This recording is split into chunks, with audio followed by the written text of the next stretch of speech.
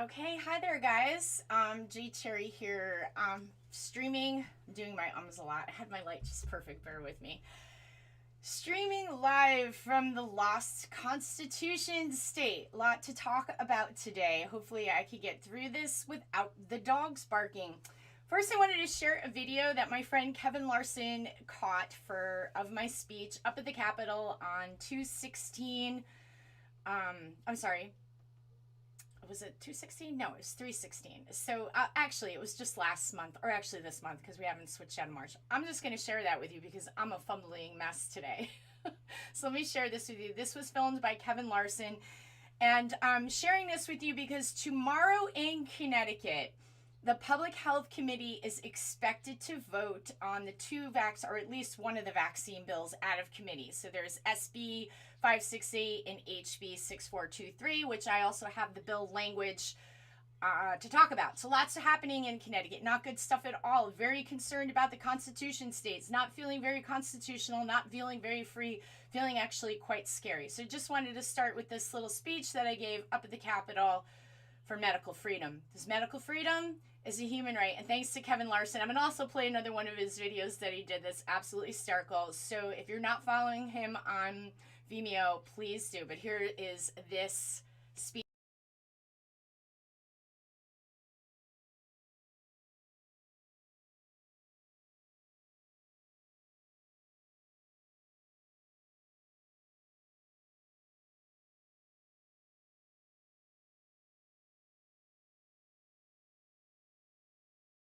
It's so nice to be here to see all of you guys, this group grow. So when our majority leader makes obnoxious comments calling us anti-vaxxers that follow Q, be it known that we're scaring the heck out of him because we're bringing more and more people into the movement for medical freedom. My body, my choice. Representative Cook, may you hear us loud and clear. My body, my choice. My body, my choice. My body, my choice. My body, my choice. My body, my choice.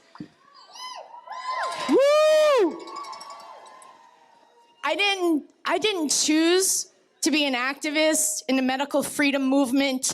It chose me when a pharmaceutical product injured my child and it changed my life. I come to this movement with the skills of a broadcaster and a journalist. I don't care about the MSN and the mainstream who ignores us. They're gone now, you notice. I want the truth to be out there. And I'm happy to be a part of Connecticut Freedom Alliance, and I just want to say they're working really hard fighting the state of Connecticut for our children with a mask lawsuit. So if you're not familiar with that, please visit ConnecticutFreedomAlliance.org, and you'll find them. I believe it's .org. I'm sorry if I made a mistake, but look up Connecticut Freedom Alliance. Send me a message. I'll be happy to point you in the right direction. So there is a lawsuit for our children to get them unmasked, and they could use your support. There was a major summary judgment where the judge said that Lamont's power should not go unchecked, and they want to bring the legislature back in. The legislature represents us. We are governed by consent, and they don't seem to understand. They marginalize us, they insult us, they call us names, they belittle us. It is time for us to stand tall with each other, brothers and sisters of every color, every religion, creed, whatever you are. We are human beings, and we stand together to fight this battle. We've had enough. May they hear us loud and clear. And we're not giving up this fight because we're just not. We're not going to go away. We're going to stay here. We're going to fight for our freedom, for our children. I'm so happy to see all of you. And I'm going to keep it short because there's other speakers here. I'm filming, so you can follow me at jcherrypresents.com. Hook up on my website. I cover a lot of stuff in the state of Connecticut with medical freedom that the media doesn't want to talk about. But we're here, and our story will be told. Okay, so that was Hartford, March 16th. They are voting on the bill tomorrow, guys. So The Public Health Committee will be meeting. You can catch that on YouTube. Oh, sorry about that. I gotta stop this. Hold on a second. Another great speaker. I should share all those. If you're not following Kevin Larson, please do on his Vimeo channel. He has lots of great videos there. I was filming the event too, and I'm glad Kevin was there because I had an audio snafu, so all my footage was total bunk. So it was nice that he was there filming as well. And he captured all of the speakers that my audio totally failed. So tomorrow they are voting on a bill. I'm going to pull up the bill right now. Hold on a second while I go grab this bill. This is the language of the bill.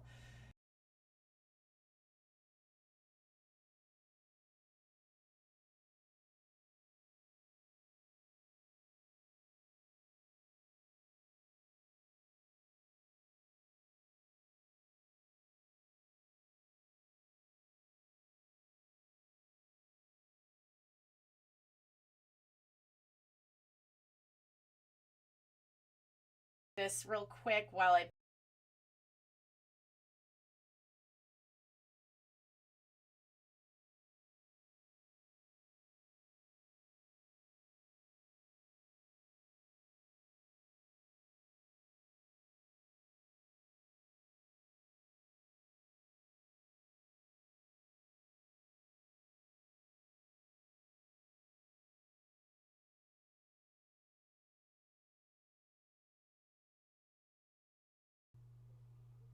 okay.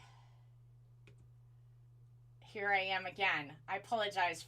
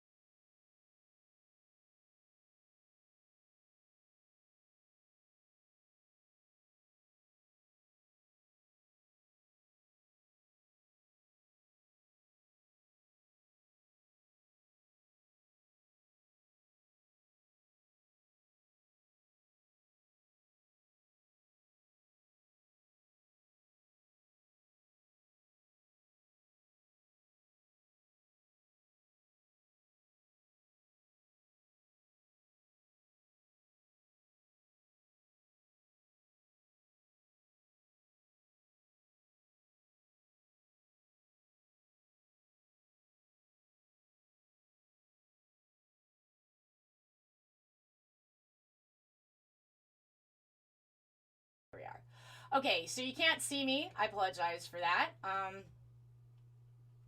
Let's see if I could get you guys to see me. Let's see.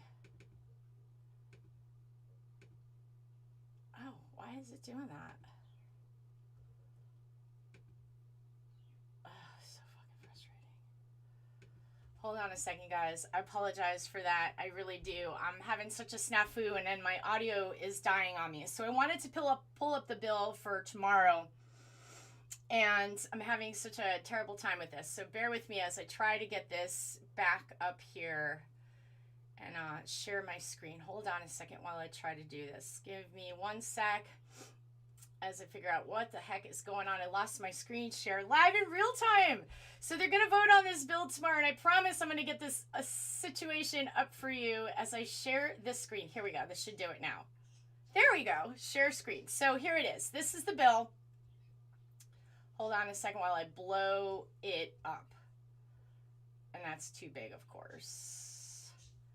So I will post this also in the comments. Oh, I apologize. I'm not having a good internet day here. A lot of problems with my system. I might even...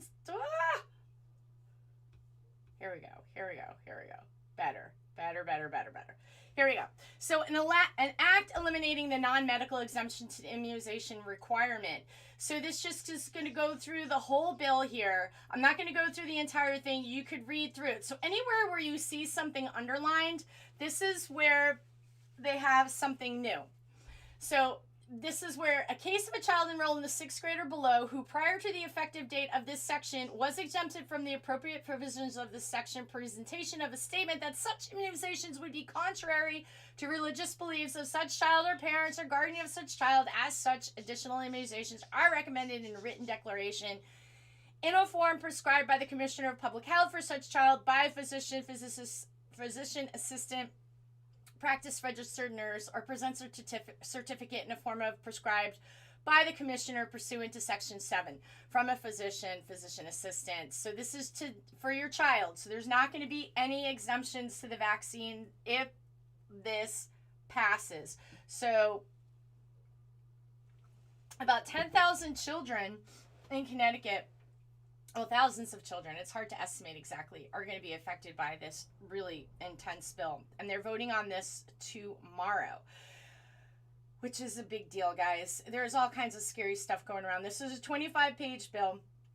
I haven't read through the entire thing, and they use all this legalese language to make it confusing on purpose. They make it confusing so it's hard for you to understand what's going on. There is a Zoom call if you're not in the Connecticut residence or Health Choice Connecticut, who is going to be running a Zoom call later to talk more about the bill, get more in depth with it. I'm not going to go very far with it today. I just wanted to show you that this is the language of the bill. It is out there. I'm going to see if I can put this in the comments while I'm live with you guys now. Twitter, that's going to be a little bit, but I'm going to put it in the comments for you so that you can see for yourself, read through the bill. Your best bet is to read the bill yourself. Get your understanding of it as best you can. Know what the truth is. Know what's going on. So here we go. Here's the bill. Okay. So aside from that, we've got all kinds of craziness going on. We've got this going on as well. So this is Lamont is talking about having, I'm going to move myself over here, having vaccine passports on the way. Vaccine passports are on the way. Now, this is coming out of the Biden administration. This is, so Lamont and Biden are like buddies. They, Lamont was on the phone with Biden before Biden took the office of the president. So they've been communicating with each other, and this is pretty scary. So I'm going to play you this little video. This is from the Washington Post, which is owned by Jeff Bezos. So Jeff Bezos, who is the owner of Amazon. You guys, if you're shopping at Amazon, why are you supporting a technocrat? Jeff Bezos is not your friend. He is killing local businesses. Have you noticed all those Amazon trucks driving around your neighborhood since the pandemic? Did you know that Jeff Bezos is now, I believe it's either him or, what's the other guy's name? The Tesla guy, Elon Musk, are vying for who's the richest person in the country. So those stimulus checks, that measly few $1,000s that you were sent, if you got lucky enough to even be sent that, because not everybody got it, some people didn't. If you got that stimulus check, that was a fraction of what they're spending the money on. So Jeff Bezos bought the Washington Post for $2.5 million cash.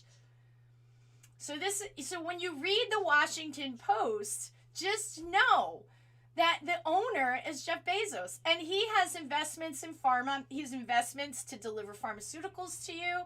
He has investments to deliver vaccines to you. This guy is hooked up. Anyway, this is coming out of the Washington Post. And Joe Biden is talking about this.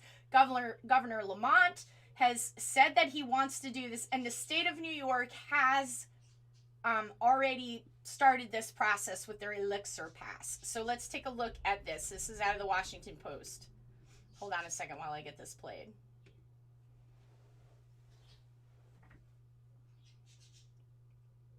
Vaccines are a part of modern life, required for attending school, before immigrating, and traveling to some countries. Yet as more people each day receive COVID-19 vaccines, society must tackle a big problem before things return to pre-pandemic normal: how to verify who has been vaccinated. The closest thing to a standard of verification is the World Health Organization's International Certificate of Vaccine or Prophylaxis, or Yellow Card, an official but paper record. And the yellow card is for yellow fever, not for COVID-19. In the United States, vaccine tracking is done at the state, not federal level. Though the CDC offers a vaccination record card for patients, it does not keep a record of who's been vaccinated. Enter the Digital Vaccine Certificate, or Vaccine Passport.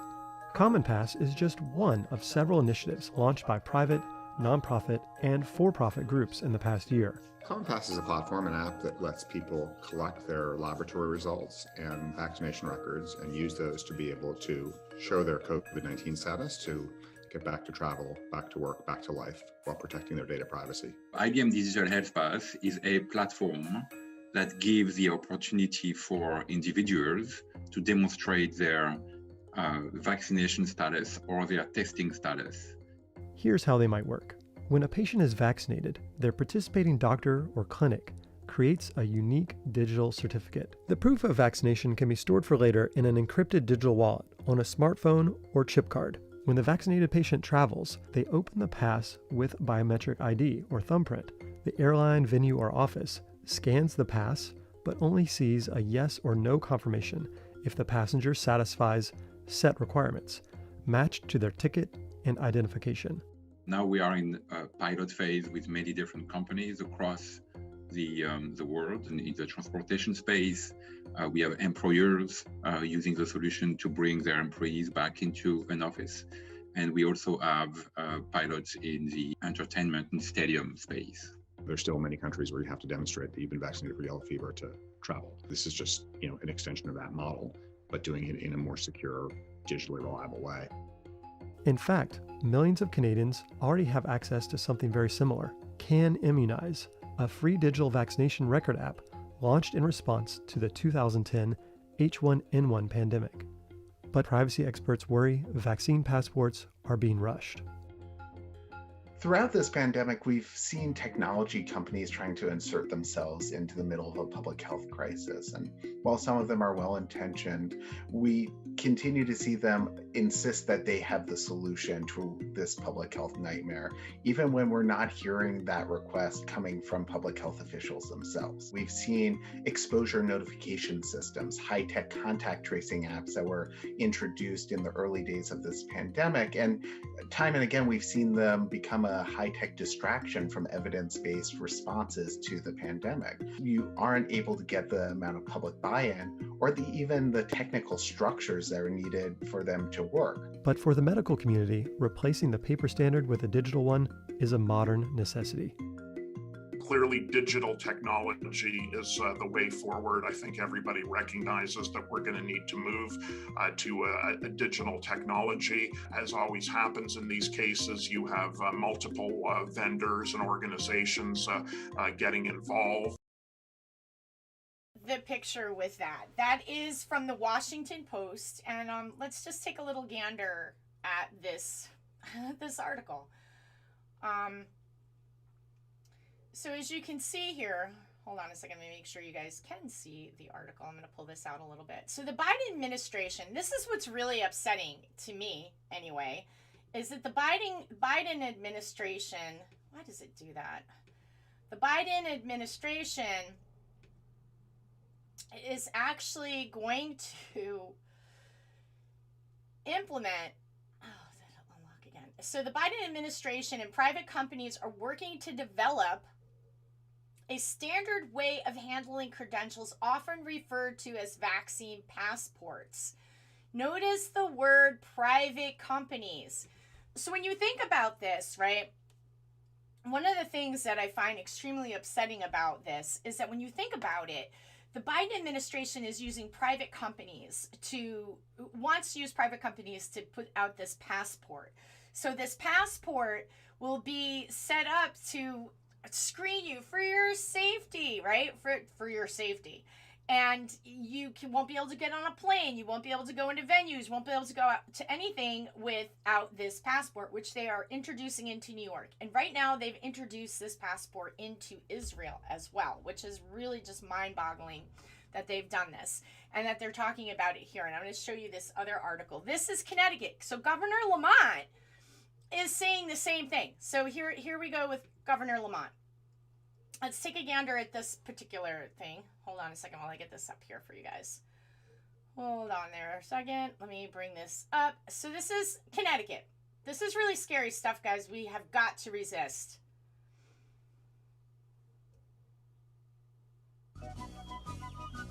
We hired the hotel name so you can save a lot. And if you book within 2 days of your The coronavirus for you tonight. Here's a question. Will you have to prove you received that COVID shot?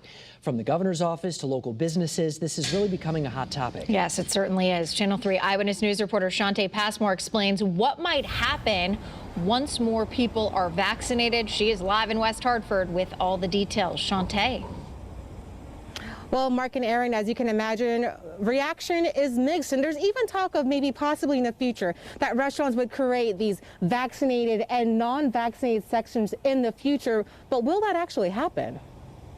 With the vaccine rollouts and fewer restrictions, there's now talk of a vaccine passport. The governor said he floated the possibility to the White House, but isn't committed to it.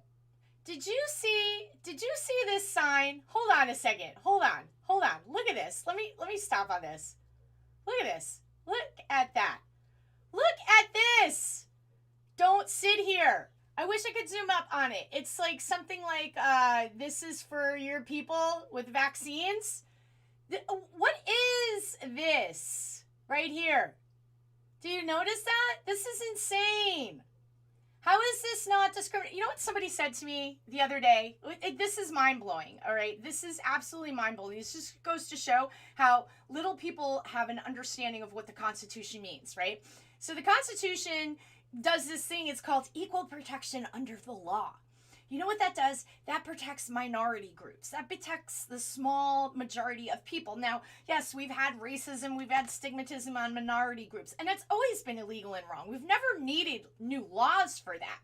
We've needed to just acknowledge the law that we already have that gives all people equal rights and equal protection under the law. Meaning we all have the right to be secure in our persons, in our bodies, in our privacy. All of us do. So when somebody says we are a constitutional democracy with protected groups, they're so ignorant. They don't even have a clue that a protective group, there's no such thing as protected groups. That just doesn't even exist. A protected group? What are you saying? A protected group? All people should be protected and their rights respected, no matter who you are, no matter what your ideas are, unless you want to go kill people. And that's a problem. We all agree that killing people is not good. There's certain things that we all agree upon, correct?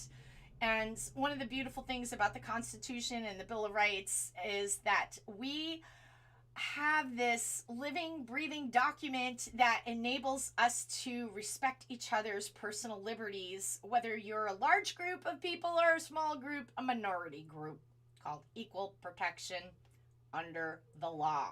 It matters. We are a constitutional republic, not a constitutional democracy. Businesses don't just get to say, oh, we're a private business. We get to discriminate against you because you're not vaccinated, because you don't have a mask on. We get to discriminate against you. That's not how it works, okay? Somebody says to me, there's a protected class of people. What do you mean a protected class of people? Do you hear the language that you're even using? A protected class of people? All people have the same rights. You do not have a right to discriminate against someone in a public square. If you have a public business that serves the public, you are a public business. Yes, you have certain rights, of course, within your own business to not allow somebody to come in and destroy your business or whatever have you. But we are all have equal protection under the law. It's amazing to me. It really is. So here we go. Let's play the rest of this. Talk of a vaccine passport. The governor said he floated the possibility to the White House, but isn't committed to it, which also raises discriminatory concerns for those refusing to take the vaccine. I don't think I have to get into that right now. Right now, I have extraordinary demand for people who want to get vaccinated and a shortage of supply. I just think getting into the weeds of show us your card. The Connecticut Restaurant Association reveals it's spoken to the governor's office. Executive Director Scott Doach says he's open to the discussion, but doesn't believe it's necessary. Inside of our restaurants, we're still spaced out. The people that you're going to eat with, you know who you're eating with. If if they've been vaccinated. If they're not, those are the only people you're taking your mask down for. Hesitation may not only come from the restaurant industry, but also people. There's always worries around government databases and what they'll be used for and how the use might be expanded. The American Civil Liberties Union of Connecticut told me vaccination requirements might force people to opt out of the shots if they have to disclose private information to others, but not for Brendan Roach, who compares it to carrying a driver's license. Why wouldn't you have to have a card to show vaccines? Like we have tons of cards in our pockets right now, right, that do a number of different things for all kinds of places. And the governor said this conversation could shift in a few months when more people get their shots. But as we just heard, it could be problematic having to show at a restaurant or elsewhere that you've been vaccinated. Live in West. Could be problematic? You think?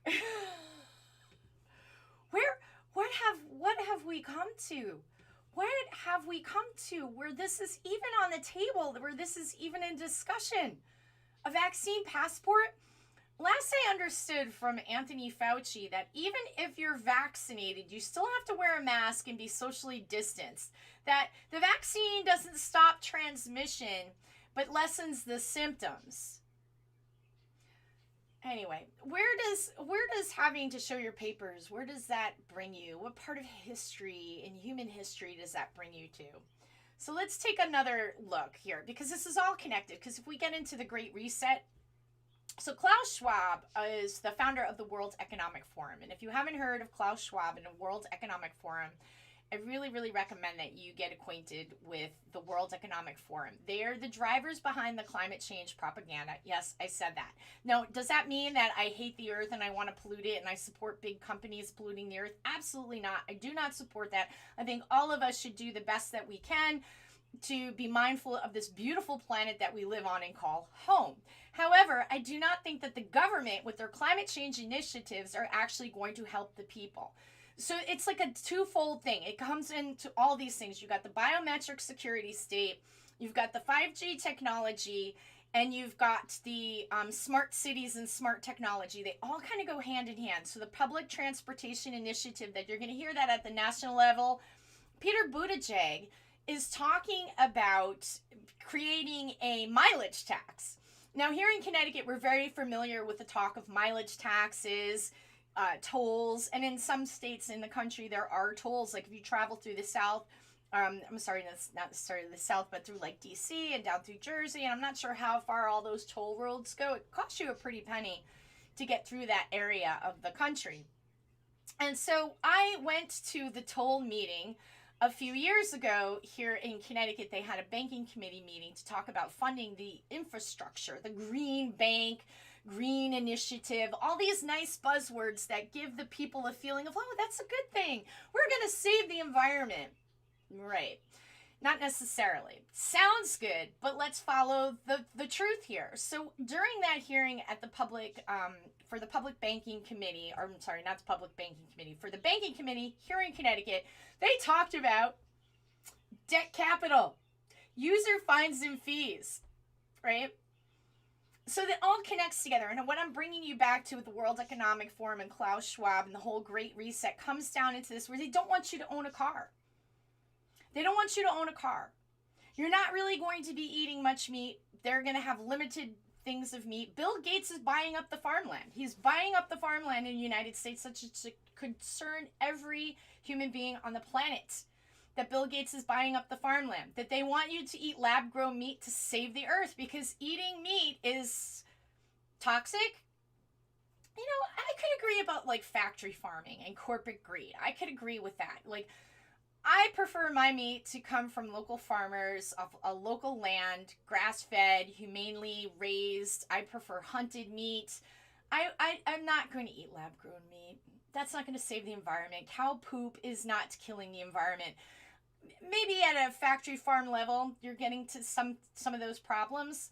But then go after the big giant factory farmers, the big offenders in that regard. Then let me take you over to the TCI. This is called the Transportation Climate Initiative. And hopefully I put that link up for you guys pretty well. Hold on a second while I pull it up.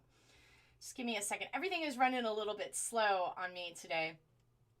So Governor Lamont is getting ready to do this Transportation Climate Initiative. And let me take you right over to Mr. Lamont here.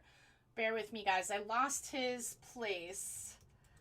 He just did a press conference today where he talked about the climate initiative, and some of the things that he covered in this press conference were very difficult for me to deal with. But he talked about how he's going to give, everybody gets a free bus ride in Connecticut, because you know what Governor Lamont says? Cars are so yesterday. You don't need a car. You just need public transportation. Well, tell that to some of the rural families living in Connecticut that have to get to work, Governor Lamont. I mean, like, I know that you're lucky and you have your chauffeurs, your personal vehicle, all that good stuff, right? So, but the average person in Connecticut doesn't have that ability to just hop on a bus. It's not even fair. It's not right. It's not just. I apologize, guys, as I'm looking for that little presser because I wanted to play you that, and I thought I put it together, and I did not. It's live in real time as I pull it up. So he did a press conference today where he discussed the they're going to be talking about this tomorrow, which is the TCI. It's the Transportation Initiative. Of course, now I can't find it. It's called the Transportation Initiative, and it's a 17-cent gas tax. And he had the press conference this morning, and I thought I had it up here for you guys, and I'm having difficulty finding it. So here we go. This is it. So hold on a second while I pull this up for you. Hold on. This is Governor Ned Lamont. Bear with me here.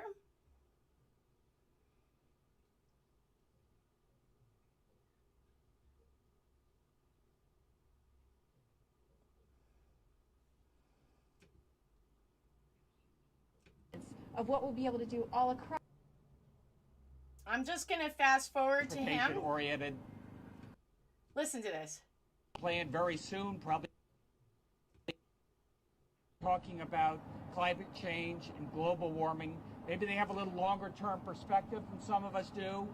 And they just remind me every day we're doing this for the kids. And Aaron, we spent a lot of time talking about transportation-oriented development. I wanted to be here just to remind people what it is. I mean, this is what it is. Here is Fast Track right next door, and Aaron tells me it gets a lot of use during the week and on weekends, really interconnecting New Britain and Hartford and everybody along the way. And this is the type of development you see along the way. This is housing. This is affordable housing, housing for young people. By the way, young people tell me cars are so yesterday, and this is one of the reasons why, because you can get right into Hartford back and forth. And in order for us to continue doing transit-oriented development, we got to be able to continue to pay for more transit and more affordable housing. And that's what this event is all about today. People talk a lot about infrastructure. Garrett was saying, down in Washington, Mayor Pete, they're going to be unrolling the big infrastructure plan very soon, probably 80-20, 90-10. But the state of Connecticut's got to put up its share. We got to put up our share out of a recurring revenue stream. And that could be a transportation climate initiative, because that frees up money. Don't listen to what, Yankee said. Right now we spend $400 million subsidizing public transportation. We'll be able to use some of the TCI money to help out with bus service and the such, and that frees up other monies to help with our transportation fund. Makes an enormous difference. That combined with the highway user fee on those big tractor-trailer trucks that are tearing up our roads is how we're able to pay for more transportation-oriented development, just like you're seeing here today. Oh my God. Oh my God. I want to scream. I want to smash my computer screen. No, just kidding. This guy is so incredibly out of touch. Do you hear what he's saying? What? A user fee for the roads you already pay for? Those trucks that come to our state. Ned Lamont, Edward Minor Lamont, trust fund governor, who's never had to work really hard a day. Well, let me rephrase that. Who doesn't understand the plight of the working class, of the middle class. He was born with a silver spoon in his mouth. I don't want to say he doesn't work. Of course he works. He works at making more money. He works at taxing you and giving you terrible, terrible legislation. So when he talks about user fees, look at what I was just telling you about the banking committee that I sat in their hearing a couple of years ago, and they talk about this whole, all the things, user fines and fees, debt capital, right? This is all part of their Great Reset plan. Okay, you'll own nothing and be happy. That's Klaus Schwab. That's the World Economic Forum. It's all interconnected. And yes, it even happens here in a little state of Connecticut. This is how they get you in these little states. Connecticut is like the protege, the shining light of tyranny and fascism for the technocrats here in the state of Connecticut. Spiritually, I think that's so interesting because we are the Constitution state. So we hid the Constitution in our oak tree, the charter oak tree, and all that good stuff. We have lots of interesting history. And I was on live with Victoria Eloise a while ago, and she was getting really deep into Connecticut history, and it was absolutely fascinating about the Constitution.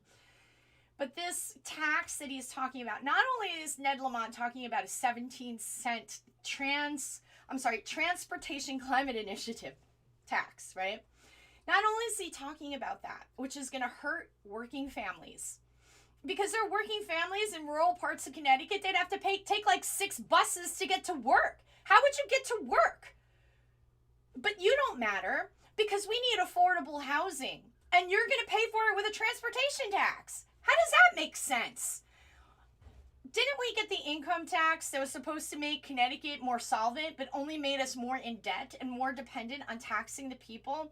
In fact, it is the accounting, what's the accounting firm? There's a nonprofit accounting group that gives Connecticut an F. Sorry, I'm totally losing it on the accounting group that gives Connecticut a big fat F for, it's calling it a sinkhole state. There's a huge heavy burden on the people to pay these exorbitant taxes, and he's talking about more. He's going to tax your beer bottles. He's going to tax your wine bottles 10 cents more. He's going to tax the trucks for driving in your goods. Guess what that's going to do to the price of food? What's that going to do to the price of food? It's going to drive the cost up. He's going to tax you to drive your car. So how is it that families in Connecticut are going to be able to afford Lamont's egghead ideas with climate change? And it sounds so good, yay, we're for the environment. He's full of poo. It's not for the environment. He's for enriching his banker buddy friends who are going to make hand over fist. I sat in that banking committee meeting and I listened to them talk about user fines and fees and debt capital. Guess who the debt capital is? You are. I am. As this man in a $6,000 suit, the head of the UBS bank, sits in there and talks about how wonderful user fines and fees are to develop money for their bank. All based on usury, fines, and fees. This is incredibly terrible. And what the thing is, we, the people, need to stand up. Call Ned Lamont's office. Here, I'm going to read you his phone number right now. I wish I could just put it on my screen. What I do, and I suggest this to everybody, very simple. You get their numbers and you plug them into your phone so that you can call them when there's something going on that you want to say to the government. So Ned Lamont, call Ned Lamont. This is not his home number. One time somebody thought I was giving out his home number. No, I don't have Ned Lamont's home number. But I do have the place where you could reach him and you can let him know what you think about his new transportation climate initiative. And not only that, he wants to tax the trucks that are bringing in the goods that you need to feed your family and take care of your home. And he thinks that cars are so yesterday. Well, you should take a bus to work while he's driven around in a chauffeured SUV. Ned Lamont, 860-566-4840. 860-566-4840. Let the governor know what you think about his transportation climate initiative and his vaccine passport, as he wants to tax you till the cows come home, and then he wants to inject you And he says the vaccine van is coming for you. So, you know, it's not about being anti or pro-vaccine. That's irrelevant. That's just a means of dividing us so that we cannot have a conversation. Oh, you're pro-vax, you're anti-vax. No. You know what I am? I'm pro, it's none of your damn business what I do in my doctor's office. I'm pro, it's my responsibility to take care of my own health. I'm pro, I don't want your damn gas tax initiative because you're going to fix the climate on my dime and provide all this affordable housing. Maybe it is that you should rein in your spending, Connecticut, and learn some fiscal responsibility, because if I ran my household the way you ran the state of Connecticut, I would be in foreclosure. Wouldn't be able to sustain our home if we ran ourselves like the state of Connecticut does. Just tax, tax, tax, tax, tax. What are you trying to do to the people of Connecticut? You're not helping the people of Connecticut. He acts like he's going to make better citizens. He was talking about the alcohol tax, okay? Look, if you don't like alcohol, don't drink it, right? So we already have this sin tax on the alcohol. So he was talking in a radio interview, and this is a little while ago. He wants to make Connecticut better citizens. Well, guess what, Lamont? It's not your job to make Connecticut better citizens. That's not up to you. That's not up to you to decide. That's not up to you to orchestrate. That's not up to you to do anything. Just drives me crazy. So I've got a little bit more I want to share with you before I go. And I got a funny video. Hopefully I'll be able to pull it up that Kevin Larson did. Kevin Larson, follow him on Vimeo. Kevin, if you're listening, I love your work. Thank you so much. There's so many wonderful people in Connecticut that are talented and creative, exposing all of this insanity and reporting on it, because Lord knows WTNH, they write an article about the Transportation Climate Initiative. Oh, they'll be talking about it tomorrow. Who will be talking about it tomorrow? Is there a hearing? At what time will they be talking about it tomorrow? Is this an open meeting to the public? Is there a place where the public can participate in this meeting? Or is this a public-private partnership meeting? And if you don't know about public-private partnerships, you really need to educate yourself on that. That is the scourge of our republic. Public-private partnerships are the path to fascism. It's the path to fascism in secrecy. This is what they do. So the government creates a public-private partnership. Just like Joe Biden was talking about a public-private partnership with the vaccine passport. Let me pull that back up for you so you can see what I'm talking about. Hold on a second while I pull up my share screen here. This is the article from the Washington Post. I already discussed with you guys that Jeff Bezos, the owner of Amazon, owns the Washington Post. You should question everything that comes out of the Washington Post. Give it a grain of salt if you give it that much. So it says here perfectly, the Biden administration and private. Notice that word, it's extremely important. Private companies. So when the government brings in the private sector and says, oh, this is great. No, it's bad. Bad for the people, because it basically means that they can do a lot of their operations outside of the Freedom of Information Act, also known as FOIA. So it's not good. It's bad. So, and all of this connects. So you got the vaccine passport, you got the climate initiative, or the green or climate change, and then you've got these Peter Buttigieg, who's the head of the transportation, I want to say, and then he's got John Kerry. He gave a special new seat in his cabinet for climate initiative something, he calls it. And John Kerry is the head of it, who got an award for being a climate change leader. And guess what? He flew to the meeting in his private jet. They're full of beans. It's all bullshit. Sorry, I had to say it. Okay, so let's just take a look over here. Back over. I wanted to play this for you guys. I'm kind of jumping around between the vaccine passport and the climate change stuff, and it's all connected. It's part of the whole idea of the Great Reset. Let's build back better. We're going to reinvent ourselves. We're going to be more inclusive, and there's going to be more equity. These are all buzzwords. They feel so good, but you have to look at the source. My grandma used to say to me, consider the source, Jen. Always consider the source. So consider the source. So I'm going to take you guys back over here. I'm going to share my screen with you. For if you're not following Scott Jensen, I think he's been banned off of Facebook, but you can find him on Twitter, where he's not been banned yet. I'm going to play you a little video by Scott Jensen. I really appreciate Scott Jensen. He is out of Michigan, and he is an absolutely wonderful guy, and I highly recommend you follow him. This is a 2-minute video. Listen to what he has to say. He's not a senator anymore. I don't know if he lost the race or just stopped running. I'm not 100% sure. But let me share this with you guys. Hold on a second while I pull him up. Here we go. Hold on. They want, and they ask me what I want. And Dr. Scott Jensen here. Getting to be the end of the day, and I had quite a few nervous patients today. They're nervous about this concept of an immunity passport. I would remind you, stupid is as stupid does, says Forrest Gump. Here are a couple documents. This one is from the blood bank saying that I've got the antibodies they want, and they ask me would I come back and give blood again, my plasma, so they can use it to help people with COVID.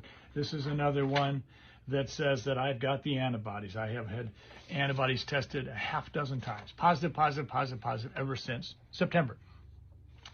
But the CDC comes out today and talks about new privileges for those who've been vaccinated.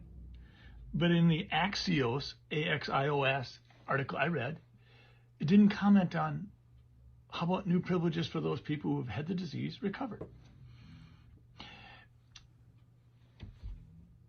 An immunity passport really is anti-American. At another level, it's immoral. Moral is sort of doing the right thing. The right thing in many countries is freedom and the ability to express yourself. So the immoral thing would be the thing against the right thing. You can't express yourself. You can't be free. If you have an immunity passport set of regulations and restrictions in place, you are telling people that if they don't do this thing, then they don't get to do this, and this. It's a mandate. It's a de facto mandate. And if you had the disease, like I did, why in the world would I want to get a vaccine? Why are you pushing so hard that I should? You really want to jab me that much? So this is shaky ground. If you're going to talk about an immunity passport, we best be very, very careful. I mean, we are on some thin ice, and as is so often the case, stupid is as stupid does, and we don't realize or recognize stupid until it's a little too late. So please think about this carefully. Try to think about this from all angles. If we weren't talking about a vaccine for COVID-19, if we were talking about an influenza vaccine, if we're talking about the shingles vaccine, if we're talking about a vaccine that's being pushed hard by pharma, best thing since sliced bread. What about a Lyme vaccine? Oh, that's right, that was pulled from the market. This is really dangerous ground. Think about it, please. Amen to that. So that's Scott Jensen. You can follow Scott Jensen on Twitter. He is absolutely amazing. He was a senator, I believe it was out of Michigan. He's a doctor. He's a general practice doctor, and he's got a lot of interesting things to say. I think that he nails it, you know, and that we're having this discussion is terrifying. And I'm bringing it back into this circle so that you guys could see these connections. They're all connected. From, you know, having this, you know, the toll roads to go with the 5G. Now, we're not talking tolls in Connecticut, but I'm bringing this back up because I want you guys to start to see and hear what they're saying. They want to track and trace your movements everywhere you go. So you have a vaccine passport. So you're being scanned and screened through your smartphone everywhere you go. Then if they are able to get the tolls that they want through for their climate initiatives and their gas tax and their mileage tax, because they want to do a mileage tax at the federal level, that's what Peter Buttigieg is saying. They'll have to put some type of transponder on your car. So you have your vaccine passport, your tracker for your car, so you could pay for your right to drive, because after all, you should own nothing and be happy, according to Klaus Schwab. It's all connected, guys. And it's in the state of Connecticut, I feel like we really are the testing grounds to a lot of this. And it is now more than ever, we need to connect with each other. We, the citizens of the state of Connecticut, need to connect with each other. Some wonderful activist groups in Connecticut. I'm very thankful for the hard work, the amazing work that people are doing to try and push this stuff back. Like the No Tolls group of Connecticut who beat back tolls for at least another little bit of time. God bless you. For all of the medical freedom fighters, there's like 4 groups in the state of Connecticut fighting really hard that are pushing back. And like I said, tomorrow they're voting on a bill in Connecticut. They're voting to vote it out of committee so that it could go to the floor. And it's basically going to take away the rights of our children to decline medical products. They're infringing upon religious liberty because there is my body, my choice. I'm in the image of God. Where does the government ever get to decide what I do with my body? This is crazy. So I want to finish out today. I'm going to take you guys over to this great filmmaker. He does good work. Kevin Larson, shout out to you again. I'm so glad that he was filming the day at the Capitol because my camera, I had such a snafu. I had an audio glitch and I had great footage and terrible audio, and he captured that day so beautifully. But he does some great stuff. So there's a video that he had that I want to share. That's just a fun video. Hopefully I can find it over here for you guys because I had it queued up to something else. Maybe I'm not going to easily be able to find that. Hold on a second, guys, while I grab that. I might actually have to just show you. Hold on. This is just so, this is so funny. I absolutely love this. So there's a couple. Don't control us, Ned. So here we go. Let's play this one. Hold on. I might play you a couple of Kevin Larson's videos. This is Kevin Larson's work, not my work. I'm sharing it. You can follow him on Vimeo, and I really recommend that you do. He does great work, and let's take a peek at this particular video. Hold on while I share my screen and get this going. Here we go. Don't go to school. Don't go visit your grandparents. Don't go outside and play hoops with your friends. Oops, sorry guys, didn't mean to interrupt that. Hold on. I didn't mean to do that. I did something stupid there. I apologize. Give me 1 second as I get it back going. I apologize. Hold on a second, guys. Just give me a second. Live in real time. I touched something and then it goes totally crazy on me. I was trying to get it in there better. Okay, here we go. Hold on. Don't go to school. Don't go visit your grandparents.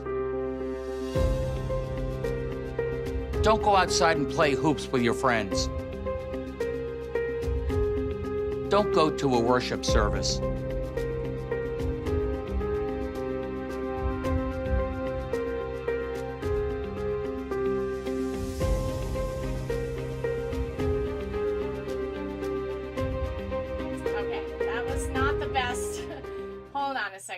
I'll get the better video in there. Hold on. I want to end out with one of these videos because he does such great work. Just give me a second. How did I lose it all? Did I lose just everything here? Hold on a second, guys. Okay, so let me see if I could get him. No, actually, I lost all my videos. I apologize, guys. So follow Kevin Larson online. I can't pull up his videos because they all just disappeared on me, and he does great work. And that's it for now. Stay diligent. I will be reporting on what happens tomorrow in the public hearing. You can watch the hearing. It's not a hearing. I apologize. They're going to vote tomorrow for the removing the religious exemption to vaccination for public school children tomorrow. I will report on that, let you know how that goes. You can watch that in the Public Health Committee on YouTube. I will try and stream some of it live on my Facebook feed. Just you can comment there, which is kind of cool. It's nice to hang out and comment and listen while they're talking. It's kind of fun to do that, to connect with each other. You can't comment on YouTube, but you'll be able to comment on my Facebook page. So I'm going to get that set up so I could share that with you guys while it's happening live on my Facebook page. I'll also be able to stream that onto Twitter and YouTube as well. So you'll be able to make comments and say your things, what you want to say. Free speech is totally welcome on any platforms I have. So until we meet again, like I said, the work of Kevin Larson, really good stuff. I'm going to share more of his videos and have it more organized. I apologize. I have so many technical problems today. So yeah, we got a lot of work ahead of us, but we can't run, because where are you going to run to? I can't run. I got to stay in Connecticut. And a lot of people do. So we got a fight ahead of us, Connecticut.